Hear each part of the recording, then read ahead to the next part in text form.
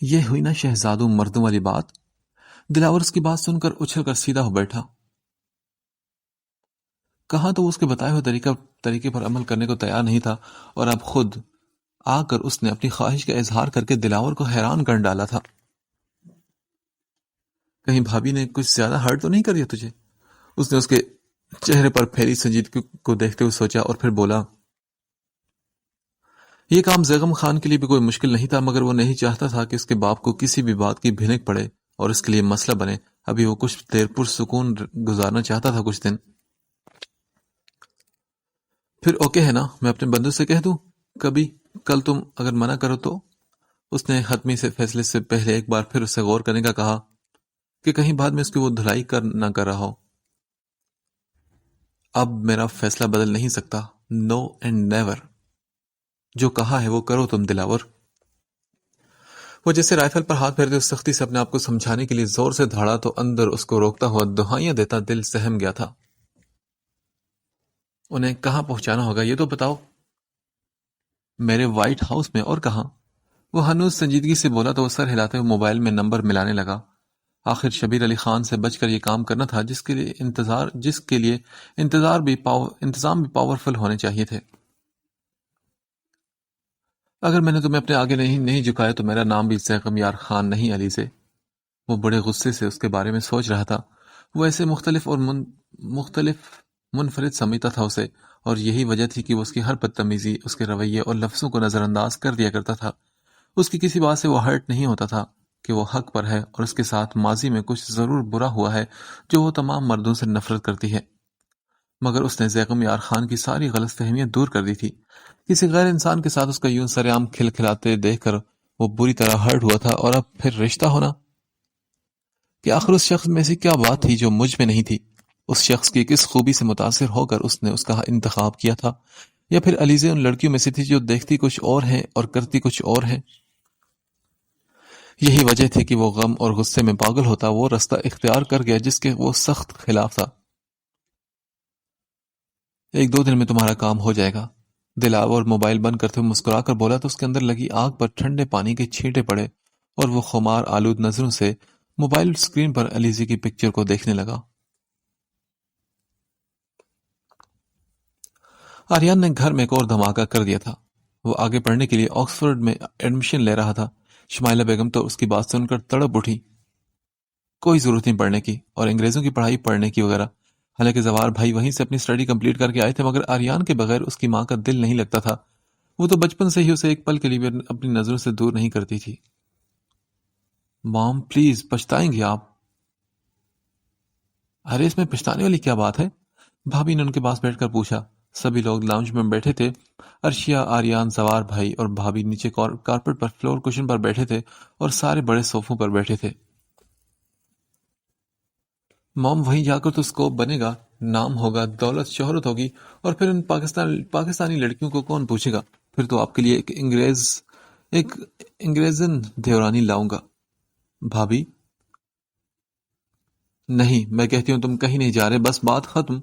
تائی جان نے اپنا فیصلہ سنا دیا۔ کب سے اس ایک ٹاپک پر بحث چل رہی تھی۔ بھائی اگر وہ جانا چاہتا ہے تو آپ لوگ کیوں روک رہی ہیں؟ یہ تو اچھی بات ہے کہ ہمارے بچے اعلیٰ تعلیم حاصل کرنا چاہتے ہیں۔ تائی جان نے بھی آریان کا ساتھ دیا۔ جمال ملک، کمال ملک، زوار بھائی تو اس کے فیصلے سے بہت خوش تھے۔ تائی جان کی بات سن کر تائی نے خفگی سے انہیں گھورا تھا۔ جانتی بھی ہیں کہ اس کے بغیر مجھے دوسری سانس نہیں آتی، پھر بھی وہ اس کی حمایت کر رہے ہیں۔ موم دیکھیں، میں آپ کی محبت کی قدر کرتا ہوں، مگر میں کیا کروں؟ مجھے جانا ہی ہوگا کیونکہ میری منزل مجھے بلا رہی ہے۔ وہ کمال کی ایکٹنگ کر رہا تھا، اور ارشیا جو کب سے خاموش بیٹھی اس کے سارے ڈرامے دیکھ رہی تھی، جب اس سے برداشت نہ ہوا تو بول پڑی۔ اب خدا نے بھرم رکھ ہی لیا تو عزت راست نہیں آ رہی تمہیں، اس بھرم کو قائم رہنے دو۔ کیوں وہاں ایڈمیشن لے کر تائی جان کا نام ڈبانا چاہتے ہو؟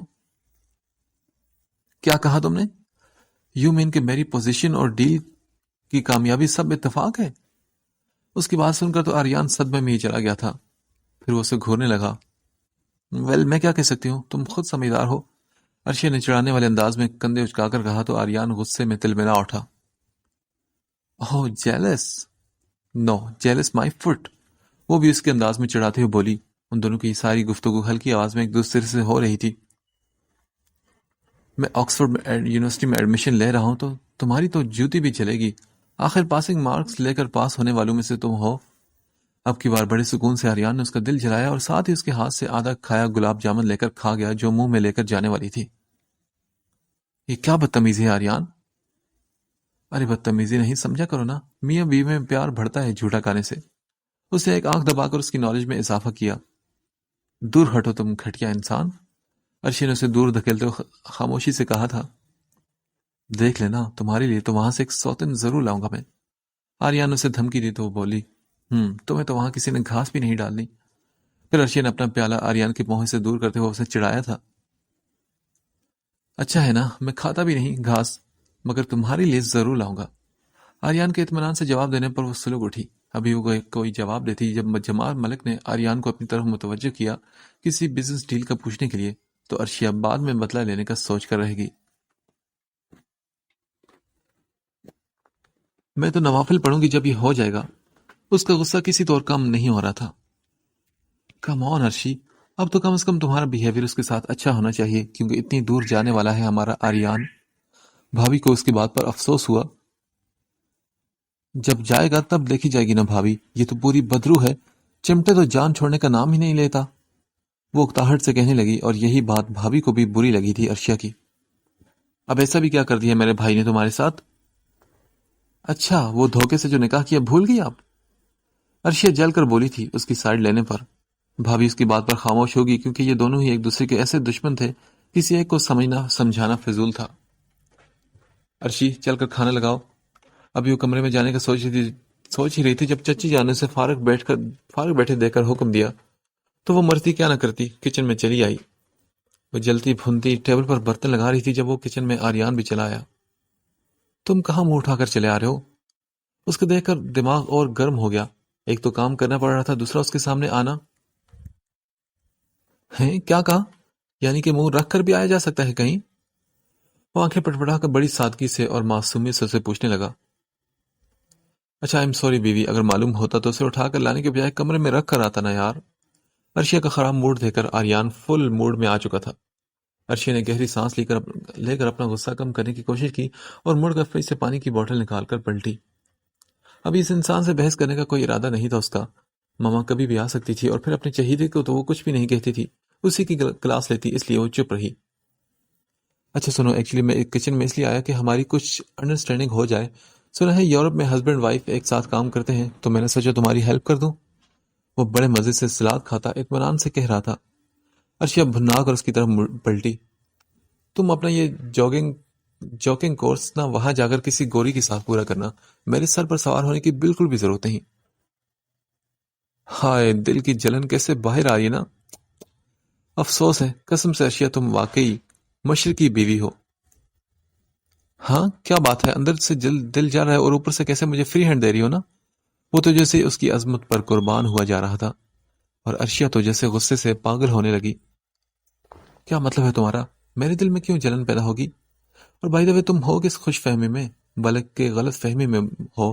نکاح ہو گیا غلطی سے, مگر رخصتی کا تو سوچنا بھی مت. آخر میں وہ طنزیہ انداز میں بولی اور جگ اٹھا کر باہر نکلنے لگی, مگر اس سے پہلے ہی اس کی راہ میں کھڑا ہو گیا. ہٹو میرے راستے سے. پتہ نہیں تم کس پر چلے گئے ہو, تایا جان کی اولاد تو لگتے ہی نہیں, بلکہ کبھی کبھی تو مجھے لگتا ہے کہ تم ہو نہ ہو ہاسپٹل میں کسی دوسرے بچے سے بدل گئے تھے. وہ اس قدر تنگ آ کر بولی تو آریان کو بھی ہنسی آ گئی. وہ اسے نظروں کی گرفت میں لیتے ہوئے بڑی مانی خیزی سے بولا, اس کا مطلب تمہارا مجھ پر کافی غور ہوتا ہے نا؟ نہیں, دور ہٹو تم, اور ذرا تمیز کے ساتھ کمینے, موقع ہاتھ سے جانے نہیں دیتے قریب ہونے کا. وہ بمشکل 2 انچ کے فاصلے پر کھڑا تھا. عرشیہ نے اسے کہا اور سائڈ پر ہو کر نکل گئی. آریان بھی اس کے پیچھے ہی ڈائننگ ٹیبل تک آیا. وہ تنے چہرے کے ساتھ ٹیبل سیٹ کر رہی تھی. آریان کے چہرے پر مسکراہٹ آ گئی. کام چورنی کام کے نام سے تو جان جاتی ہے اس کی. اب لگتا ہے کہ خود ہی ہر کام سیکھنا پڑے گا, کیونکہ عرشیہ کو کام بولنے کا مطلب ہے کہ اپنی شامت بلوانا. اس نے سلاد کی پلیٹ ٹیبل پر رکھی اور اس کے سامنے آ کھڑا ہوا اور دونوں ہاتھ جوڑ دیے. واٹ؟ وہ حیران ہو رہی تھی اس کے اس طرح کرنے پر. کچھ نہیں, معافی مانگ رہا ہوں تم سے. مگر یہ کیا بدتمیزی ہے؟ یار میں نے آج تک تمہیں اتنا تنگ کیا کہ معافی بھی بہت چھوٹی چیز ہے، لیکن میں اب اتنی دور جا رہا ہوں اور شاید میں کبھی بھی واپس نہ آؤں۔ میں کوشش کروں گا کہ دوبارہ تمہیں اپنی شکل بھی نہ دکھاؤں، مگر میں دل پر بوجھ لے کر نہیں جانا چاہتا، اس لیے اگر تم مجھے معاف کر دو تو پلیز۔ کیسی باتیں کر رہے ہو تم؟ وہ بے ساختہ بولی، کیونکہ اس کی باتوں نے اس کا دل دکھی کر دیا تھا۔ بیچاری ارشد، دماغ تو بہت تیز ہے شرارتوں میں، مگر دل کمزور۔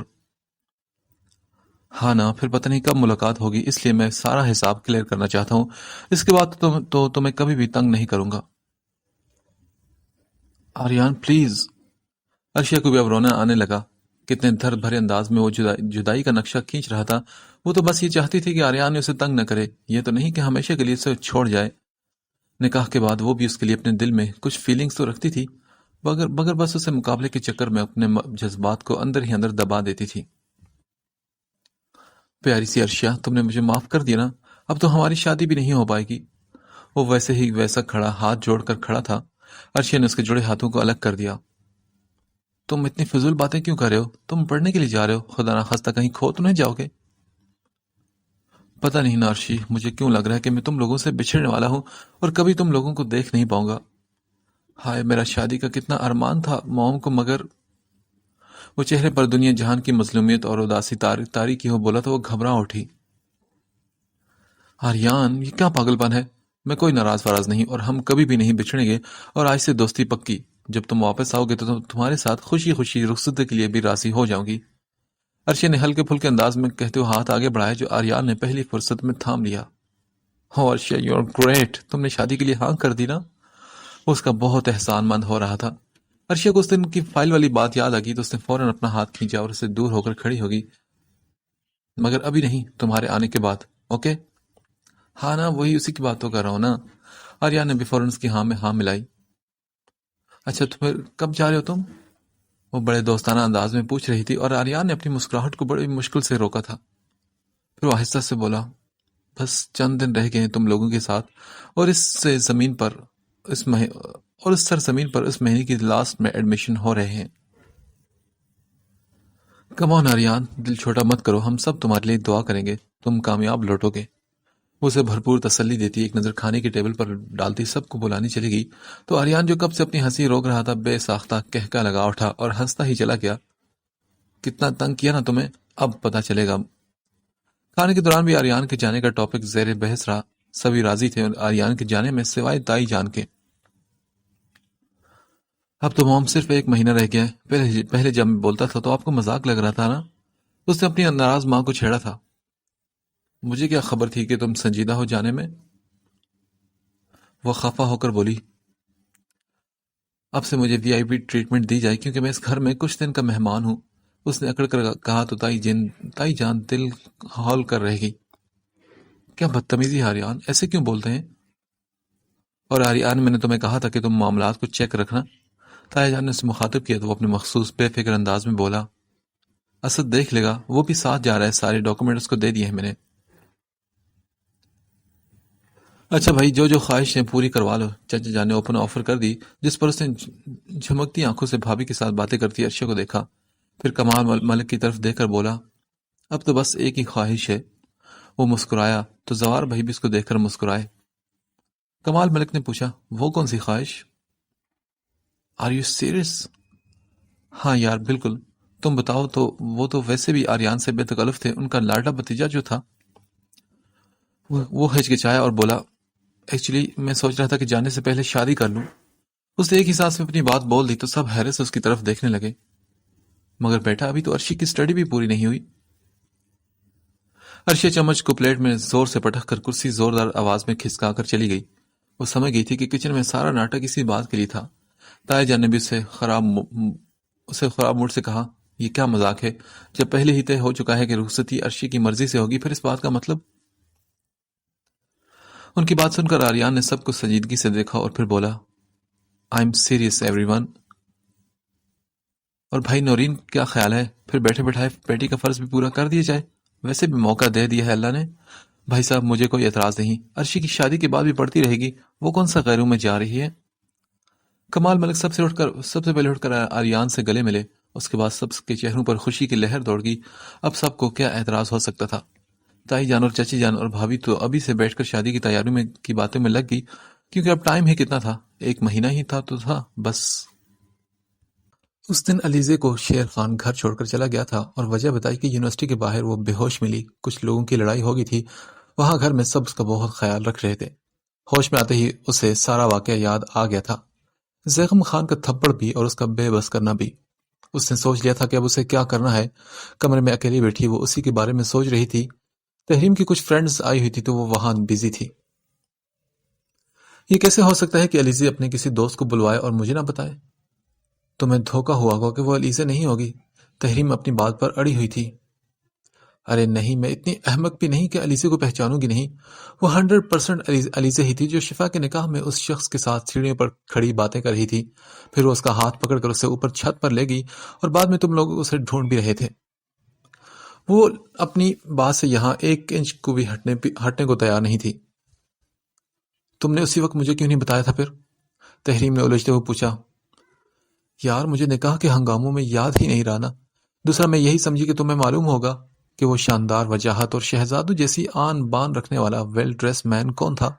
تمہارے پورے سرکل میں ایسا بندہ نہیں، قسم سے یار۔ آج یاد آئے تو میں نے تم سے پوچھ لیا اور اب تم خود لا علمی کا اظہار کری ہو۔ نیہا کی باتوں نے اسے الجھا دیا تھا۔ اگر واقعی علیزے کا کوئی دوست ہے یا پھر ان دونوں کے بیچ کوئی قریبی تعلق تھا تو نہ بتانے کی وجہ علیزے نے ذکر تک نہیں کیا ان سے۔ اسے علیزے کا چہرہ یاد آیا جب وہ واپس آئی تو کیسا اڑا اڑا سا رنگ تھا۔ اگر علیزے کسی اور میں انٹرسٹڈ ہے تو اظہار کیوں نہیں کرتی؟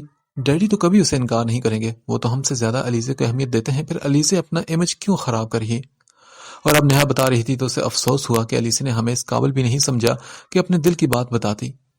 نیہا تو چلی گئی مگر وہ بیٹھی یہی باتیں سوچ رہی تھی، تبھی اس کے موبائل پر عمر یعنی اس کے منگیتر کی کال آنے لگی تو وہ یس کر کے اس سے بات کرنے لگی۔ السلام علیکم، کیسے ہو اور آج کیسے یاد کر لیا؟ وعلیکم السلام، تمہیں یاد کرتا ہی رہتا ہوں، کوئی نئی بات پوچھو۔ وہ ہنس کر بولا تھا۔ عمر لندن کے ایک ہاسپٹل میں ڈاکٹر تھا اور میٹرک کے بعد ہی وہاں لندن میں پڑھنے چلا گیا تھا۔ تم بھی آ جاتے نا عمر، شفا کے نکاح میں تو بہت مزہ آیا تھا، میں نے تمہیں بہت مس کیا۔ تحریم نے خوشی سے اعتراف کیا۔ آئے ہائے، تمہارا یہ خوبصورت اعتراف سن کر تو مر جانے کو دل چاہتا ہے۔ عمر بکواس مت کرو، وہ دہل کر بولی، تبھی علیزے دروازہ کھول کر اندر داخل ہوئی۔ عمر اب علیزے سے بات کرو، اس کی کچھ دنوں سے طبیعت خراب ہے، اس کا بھی پوچھ لو۔ اس نے موبائل علیزے کی طرف بڑھایا۔ عمر وہ شروع سے ہی علیزے کا بہت خیال رکھتا تھا، ایک بھائی کی طرح۔ جب علیزے چھوٹی تھی تو چوٹ لگنے پر عمر کے پاس ہی جاتی تھی، تبھی سے دونوں بہن بھائی سمجھتے ہیں ایک دوسرے کو۔ بچپن کی حرکتیں ان کے دلوں میں ایک دوسرے کے لیے محبت ڈال دی تھی۔ ہاں بھائی عمر، کیسے ہیں آپ؟ علیزے نے بیٹھتے ہوئے پوچھا۔ میں تو بالکل ٹھیک ٹھاک، آپ سنائیں، سب فارغ ہو رہے ہیں، آپ کا کیا ارادہ ہے؟ اس نے شریر لہجے میں اس سے شادی کا پوچھا تھا۔ ارادے تو نیک ہیں، تم ڈھونڈو اپنے ہاسپٹل میں کسی ڈاکٹر کو میرے لیے۔ اس کی مذاق کی عادت وہ جانتی تھی، اس لیے اسی کے انداز میں بولی۔ سوچ لیں سسٹر، جسے میں پسند کروں گا نا اسے آپ کو قبول کرنا ہی ہوگا۔ عمر نے شوخی سے کہا۔ وہ خود بھی دل سے چاہتا تھا کہ اس کی یہ بہن کسی اچھے انسان کو اپنی زندگی میں شامل کر لے۔ بالکل جناب، مگر اپنی پسند کا حق میں نے محفوظ کر رکھا ہے۔ اگر وہ بالکل تمہاری کاپی ہوا تو سوچا جا سکتا ہے، ورنہ تو نہیں، علیزے نے شرارت سے کہا۔ مگر اب میں اپنا جوڑا بھائی کہاں سے لاؤں؟ اس کے لیے تو والدہ صاحبہ سے کہنا پڑے گا، عمر مذاق کرتے ہوئے بولا تھا۔ اف عمر، تم تو بہت بےہودہ ہو یار۔ علیزے بھی بے اختیار ہنسنے لگی تھی اس کی باتوں پر۔ پھر علیزے نے مسکراتے ہوئے موبائل تحریم کو واپس پکڑا دیا، جو کچھ دیر پہلے نیہا کی باتوں میں پر اس کے بارے میں غلط سوچ رہی تھی، مگر اس کے چہرے پر پھیلی پاکیزگی اور معصومیت کو دیکھ کر دل ہی دل میں وہ شرمندہ ہوئی اور اپنی غلط سوچ پر خود کو لامت ملامت کر رہی تھی۔ پھر وہ سر جھٹک کر عمر سے باتیں کرنے میں مصروف ہو گئی تو علیزے وہاں سے چلی گئی۔ آنٹی، یہ بک 1000 کی ہے۔ کاؤنٹر پر کھڑے اس لڑکے نے شرارت سے شفا کے صحت مند وجود کو دیکھتے ہوئے کہا، جو نکاح کے بعد اس کا ویٹ بڑھتا ہی جا رہا تھا۔ اچھا چھوٹے مننے، پھر یہ دونوں پیک کر دو، وہ انتہائی سنجیدگی سے بولی تو تحریم کھلکھلا اٹھی۔ شفا مزے سے اس لڑکے کو دیکھنے لگی جو اس کے جواب پر شرمندہ ہو کر بک پیک کر رہا تھا۔ شفا کبھی کو کسی چھوڑے، یہ ایسا ہو سکتا تھا کیا؟ ویسے آپ کا ذوق بہت اچھا ہے، اس نے پیمنٹ کرتے ہوئے کہا۔ صحیح کر لیجئے، یہ میری نہیں میری سسٹر کی ہیں۔ اور دوسرا، بچے کب سے یہ کلام پڑھنے لگے؟ اس نے فیض اور غالب کا کلام اٹھاتے ہوئے شرارت سے کہا تو سٹ پٹا گیا۔ تحریم اسے بازو سے کھینچتے ہوئے گاڑی کی طرف لائی اور کہا کہ ہاتھ دھو کر ہر ایک کے پیچھے مت پڑ جایا کرو۔ ان کے بیٹھتے ہی علیزی نے گاڑی سٹارٹ کر دی۔ پہلے ہی ان کا انتظار کر کے وہ خاصی تنگ آ چکی تھی، ابھی اس سے اور بھی بہت سے امپورٹنٹ کام کرنے تھے۔ حویلی کب جانے کا ارادہ ہے تمہارا؟ بی جان نے اسے پوچھا۔ بی جان اور زریش زرتاشا 2 دن سے زیغم کے شہر والے گھر پر آئے ہوئے تھے۔ اس کی گولی لگنے کا سن کر بی جان 1 منٹ کا بھی صبر کیے بغیر شہر آ گئی تھی۔ اس کا اب خوب خیال رکھ رہی تھی اور اس کے ٹھیک ہونے تک یہیں رک گئی تھی، اسی بہانے وہ نظروں کے سامنے تو ہوگا۔ حویلی تو ابھی نہیں جا سکتا بی جان، کیونکہ مجھے یہاں بہت سے کام ہیں۔ اسے بہت سے نامکمل کام کرنے تھے جو ان لوگوں کی موجودگی میں ممکن نہ تھے۔ اچھا ٹھیک ہے، تکلیف تو نہیں ہو رہی نا میرے شیر بیٹے کو؟ وہ ابھی بھی بینڈیج کروا کر بیٹھا تھا۔ ڈاکٹر کے سختی سے منع کرنے کے بعد بھی زیغم نے ایکسرسائز کی اور ویٹ اٹھایا، جس کی وجہ سے بازو میں بلیڈنگ ہونے لگی تھی۔ ابھی ڈاکٹر بینڈیج کر کے گیا تھا اور کسی بھی طرح کا وزن اٹھانے سے اس نے منع کیا تھا، مگر زیغم یار خان جیسے ضدی انسان نے کسی کی سنی ہے کبھی؟ اس کی نظر میں تو یہ چھوٹے موٹے زخم کچھ بھی نہیں۔ بی جان آپ پریشان مت ہو، میں بالکل ٹھیک ہوں۔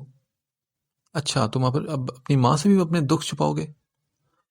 نہیں نا بی جان، میں کیا چھپاؤں گا بھلا؟ تو پھر بتاؤ مجھے، وہ کون ہے جس نے میرے بیٹے کی راتوں کا نیند اور دن کا سکون چرا لیا ہے؟ کب سے دیکھ رہی ہوں کہ 2 دن سے کسی نہ کسی کی شامت آئی ہوتی ہے۔ رات بھر جاگتے ہو، حویلی بھی نہیں آتے۔ اپنی بی جان کو تو بتا دو ساری پریشانیاں۔ وہ ان کی گود میں سر رکھ کر بیٹھ گیا تھا۔ بی جان وہ نہیں مانتی میری محبت کو، اسے تو یہ سب جھوٹ لگتا ہے۔ ایک طرف بابا جان اور ان کے اصول ہیں اور دوسری طرف وہ اور اس کی ضد۔ نہ جانے ماضی میں کیا ہوا ہے اس کے ساتھ، جس کی سزا وہ مجھے ایسے دے رہی ہے۔ میں کیا کروں؟ نہ عزت سے اپنا سکتا ہوں، نہ ہی زبردستی۔ بی جان بے بس ہو چکا ہے آپ کا یہ شیر بیٹا۔ اس کی آنکھ سے 2 آنسو نکل کر اس کی ماں کے دامن میں جذب ہوئے اور کسی کو پتہ بھی نہ چلا، مگر وہ ماں تھی، اپنی اولاد کے بن دیکھے آنسو دیکھ سکتی تھی۔ یہ تو پھر آنکھوں سے بہہ گئے تھے۔ تو بیٹا تو پھر اس کے ماضی سے زیادہ اچھا اگر تم اسے حال دے سکتے ہو تو اپنا لو اسے، اور دنیا کی ہر خوشی دو تاکہ وہ اپنے ماضی کو بھول کر حال میں جیے۔ کیوں میرا شیر بیٹا یہ کر سکتا ہے نا؟ انہوں نے اس کے سر پر ہاتھ پھیرتے ہوئے کہا اور اپنے ساتھ کا یقین بھی دلایا۔ زیغم یار خان ایک جھٹکے سے اٹھ پر بیٹھا اور خوشی سے ان کے دونوں ہاتھ چوم کر آنکھوں سے لگائے۔ وی جان آپ میرے ساتھ ہیں، بس میں اب سب کچھ کر سکتا ہوں۔ چند لمحے خالی دماغ سے وہ چھت کو گھورتی رہی، پھر جیسے یاد آتے ہی وہ جھٹکے سے اٹھ بیٹھی۔ در و دیوار ہی مختلف نہ تھے، بلکہ یقیناً وہ کسی اجنبی جگہ آرام فرما تھی۔ اس نے وحشت بھری نظروں سے اس خوبصورت کمرے کو دیکھا جو قیمتی آرائشی چیزوں سے سجا کسی حسین خواب کی طرح لگ رہا تھا، مگر وہ کون تھا اور کس مقصد کے لیے اسے اغوا کیا گیا تھا؟ اس کے اندر سرد لہریں اٹھنے لگی، خوف اور دہشت نے اسے پوری طرح سے اپنے شکنجے میں جکڑ لیا تھا۔ آگے بڑھ کر اس نے پردوں کو ایک طرف کیا تو گرل سے باہر شام کا وقت ہو رہا تھا۔ نگاہوں کے سامنے بڑا خوبصورت وسیع پھولوں سے سجا لان تھا۔ وہ کس جگہ اور کن لوگوں کے درمیان تھی اسے کوئی خبر نہ تھی۔ اسے اپنا ذہن ابھی تک غنودگی میں تھکا تھکا محسوس ہو رہا تھا۔ اس نے اپنے ذہن پر زور ڈال کر یاد کرنے کی کوشش کی تو اسے یاد آ گیا۔ بینک جا کر اس نے اپنی ساری رقم ماموں کے اکاؤنٹ میں ٹرانسفر کروا دی تھی تاکہ ارمان حیات کے والد سے جو ڈیل ختم ہوئی ہے اس کے نقصان کو پورا کر سکیں۔ سکندر احمد یہ پیسے لینا چاہتے تو نہیں تھے، مگر علیزے کی ضد کے آگے ان کی ایک نہ چلی۔ وہ نہیں چاہتی تھی کہ ماموں ان کو رشتہ انکار کرتے ہوئے کسی بھی طرح مجبور ہوں، اور دوسری طرف سکندر احمد نے ارمان حیات کی ہر طرح کی معلومات کروا لی تھی۔ وہ ایک اچھا بزنس مین تھا، مگر برا ہوا اس کی قسمت کا جو علیزے اس کی فطرت کو پہچان گئی۔ علیزے نے سکندر احمد کے ہر سوال پر جواب دیا کہ مجھے وہ شخص پسند نہیں، باقی آپ جسے بولیں گے میں شادی کر لوں گی، مگر اس سے تو ہرگز نہیں۔ سکندر احمد نے اسے قائل کرنے کی کوشش کی، مگر وہ اپنی بات سے 1 انچ بھی پیچھے ہٹنے کو تیار نہیں تھی۔ وہ 2 گھنٹے ان کے آفس میں رہی، پھر وہاں سے مارکیٹ جانا تھا۔ اسے اپنے لیے کچھ شاپنگ کرنی تھی جو وہ تحریم اور شفا کے ساتھ کر کے اپنا وقت برباد نہیں کر سکتی تھی، اس لیے سامنے ہی شاپنگ مال تھا۔ وہ ماموں کے آفس کے باہر اپنی گاڑی چھوڑ دی تھی اس نے رش کی وجہ سے۔ آفس سے باہر آ کر وہ تھوڑی دور چلی کیونکہ مال جو تھا وہ ذرا فاصلے پر تھا۔ تبھی ایک کار اس کے برابر آ کر رکی۔ حالانکہ یہی کار وہ بینک سے نکلتے ہوئے دیکھ بھی چکی تھی، مگر اپنے ارد گرد لاپرواہ رہنے کی عادت نے اسے بہت نقصان پہنچایا تھا۔ جب اس کار کے روکتے ہی پچھلی سائیڈ کا دروازہ کھلا اور 2 مضبوط ہاتھوں نے اسے کسی مومی گڑیا کی طرح اندر کھینچ لیا اور اسے چیخنے کا موقع دیے بغیر اس کے منہ پر کلوروفارم کا بھیگا ہوا رومال رکھ دیا، اور وہ جو مزاحمت کر رہی تھی تھوڑی ہی دیر میں بے جان ہو کر سیٹ پر گر گئی، اور اب وہ یہاں تھی۔ اس نے آنکھیں مسل کر ٹائم چیک کیا۔ جس وقت وہ ماموں کے آفس سے نکلی تھی 12 بجے کا ٹائم تھا، اور اب شام کے 7 بج رہے تھے۔ او میرے خدا، نہ جانے میرے گھر نہ پہنچنے پر سب پر کیا گزری ہوگی، اور ماموں کتنے پریشان ہو گئے۔ اس کی آنکھوں کے سامنے سب کے پریشان چہرے گھوم گئے تھے۔ اس نے جلدی سے دروازہ چیک کیا، مگر وہ لاک تھا۔ اس نے بری طرح دروازے کو پیٹنا شروع کر دیا، مگر یوں لگ رہا تھا جیسے یا تو وہاں کوئی ہے ہی نہیں، یا اگر موجود تھا تو جان بوجھ کر اس کی آواز سن نہیں رہا تھا۔ ہر کوشش میں ناکام ہونے کے بعد وہ بیڈ پر آ کر مایوسی اور پریشانی سے سر پکڑ کر بیٹھ گئی۔ تم پہلے میری محبت اور چاہت تھی، مگر اب تم میری ضد ہو۔ اس کے کانوں میں زغم کے الفاظ گونجے تھے۔ علیزی نے لب آپس میں بینچ لیے۔ زیغم خان، تم اس قدر اور اس حد تک گر سکتے ہو میں سوچ بھی نہیں سکتی تھی۔ اگر یہ میری ضد توڑنے کی تمہاری کوئی گھٹیا خواہش اور حرکت ہے تو پھر تمہاری یہ خواہش کبھی پوری نہیں ہوگی۔ وہ نفرت سے سوچتی ہوئی اس کے تصور سے مخاطب ہوئی اور پریشانی کی کیفیت میں بے قراری سے اٹھ کر ادھر ادھر ٹہلنے لگی۔ تبھی دروازہ کھلا تو علیزے کے چلتے قدم رکے تھے۔ وہ بے اختیار پلٹی اور آنے والے کو دیکھتے ہوئے حیرت اور پریشانی سے بولی، کون ہو تم؟ وہ تو زیغم یار خان کی منتظر تھی، مگر اس کی آنکھوں نے جس چہرے کو دیکھا وہ اس کے لیے بالکل اجنبی تھا۔